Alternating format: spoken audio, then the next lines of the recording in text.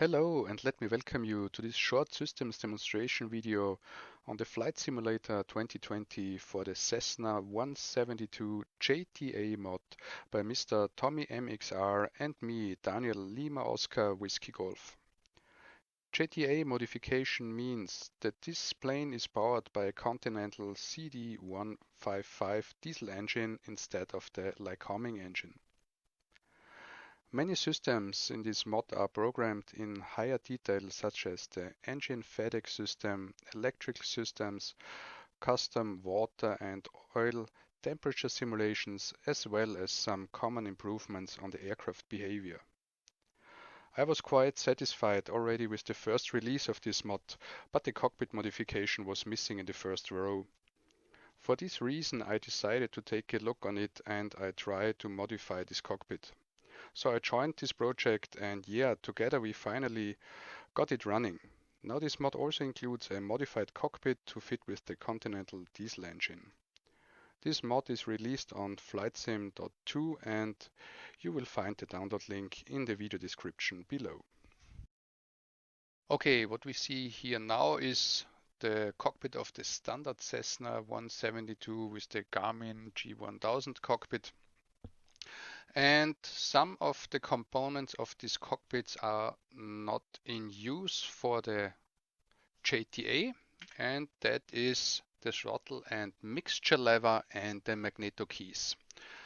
And these ones are replaced here now in the JTA cockpit modification.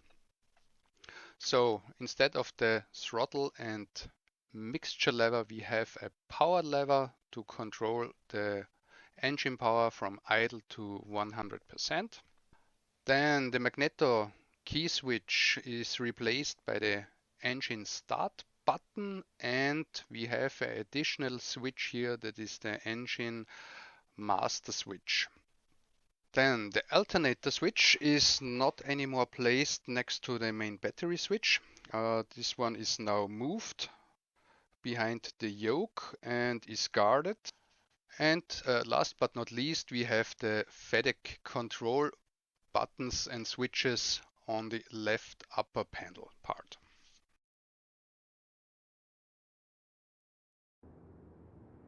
Now we take a look on how to proceed with the startup on the Cessna 172 JTA with the diesel engine.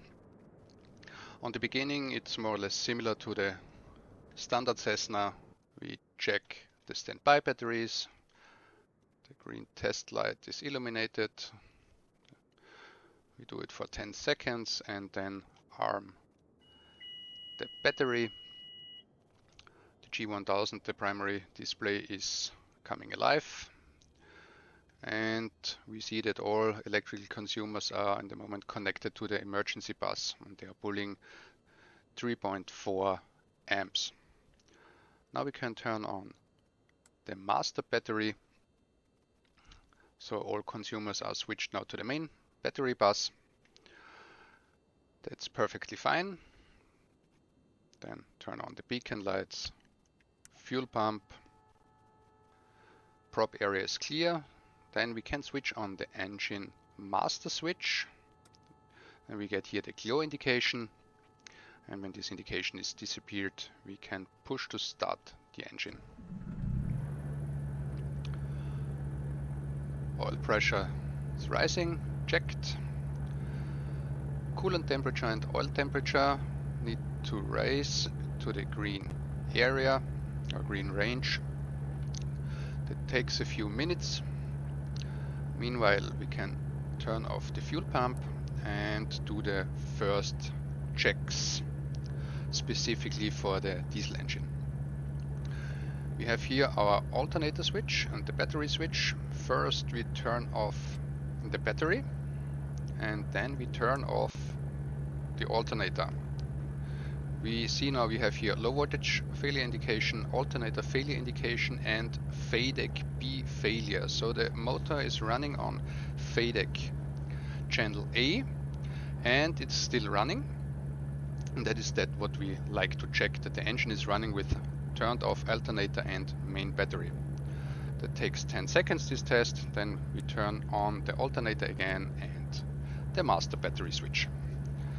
So this first diesel specific check is done. Now we can turn on the avionics bus 1 and 2. And now we have both G1000 on. Okay, now we have also the temperature, and the next is we need to do the engine run-up. That is more or less full automatic for these diesel engines. We just have to press and hold this ECU test button. The motor is spooling up and doing its test program. We see now FADEC A is on failure.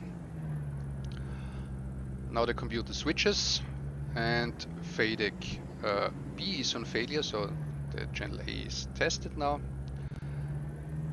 And when both error messages disappeared, this test is finished. And finally, we just check if this switching function to force channel FADEC channel B is working. We will see a little motor stutter. That is what we are checking it's doing. And we have this error message for FADEC A, so we are running now on FADEC B. And that's more or less all for this specific startup of the diesel engine.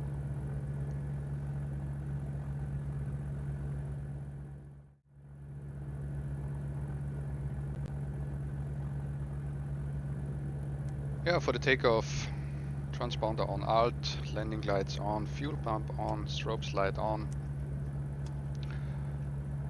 And then we have to check engine screen and apply 100% power and check for the 100% and for 2300 RPM and brakes release.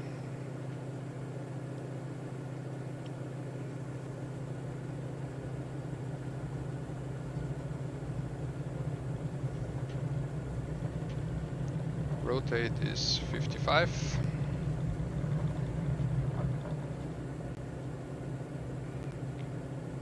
And accelerating to 74 for VY.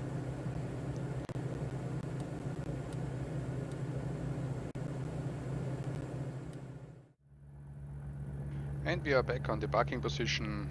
Parking brake is set. Taxi lights off. Fuel pump is already off.